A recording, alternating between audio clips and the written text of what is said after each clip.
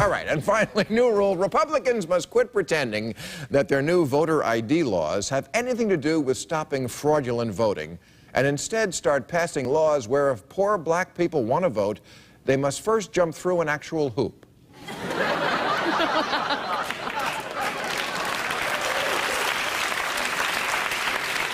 This week, a judge in Pennsylvania upheld that state's new law requiring picture ID if you want to exercise your right to cast a ballot in November, affirming the efforts of Republican legislatures in many states who have decided that there's one big problem with our democratic process: too much voting.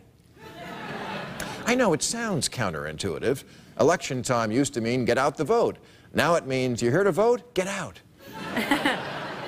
Now, I know it doesn't seem like showing picture ID should be such a big deal, but it turns out 1 in 10 Americans who used to be able to vote could not this time under these new laws.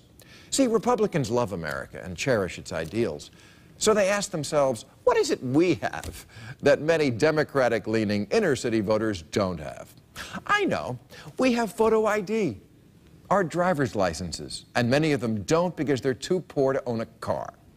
It reminds me of the drug war, where conservatives said, let's find something minorities do a lot, like smoke weed, and make it illegal, and one of the punishments is you lose your vote. It's lucky Republicans didn't notice Obama was popular with Asian voters. They would have required a driving test.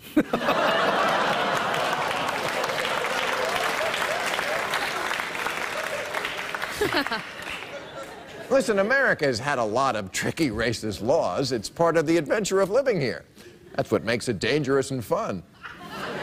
Like everyone being armed. It's like a theme park at Halloween. Hey, if you don't want to be chased with a chainsaw, move to Canada.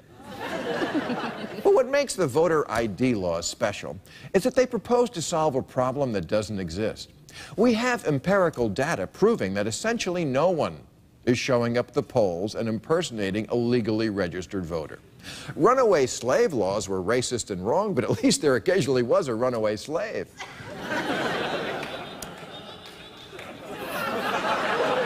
But in-person voter fraud is a crime that doesn't happen. Since 2000, there have been 10 cases of it, 10 out of 146 million voters. More people go into the voting booth and get hit by lightning while being attacked by sharks than commit this crime. Why? Because people tend to commit crimes to do things they want to do. We're Americans. We don't want to vote. That's not how the criminal mind works. That's why so few evil geniuses plan to take over the world so they can do more jury duty. But don't ever accuse a Republican of racism. They just happen to come up with a legal technicality that, if applied nationally, would mean 1 in 4 black people can't vote. It's like if you wanted to suppress the white vote, so you made a law that you couldn't vote unless you've seen every Tyler Perry movie.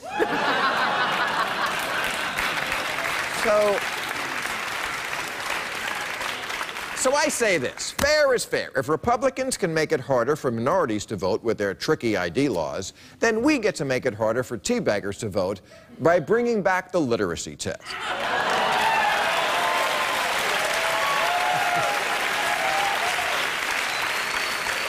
You can ask me for a picture ID, and I'll ask you to count to 20 without taking off your shoes.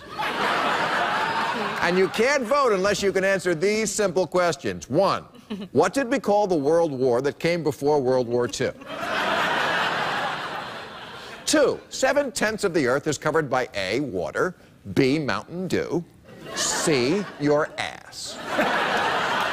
And 3, name a book that's not about vampires or spanking.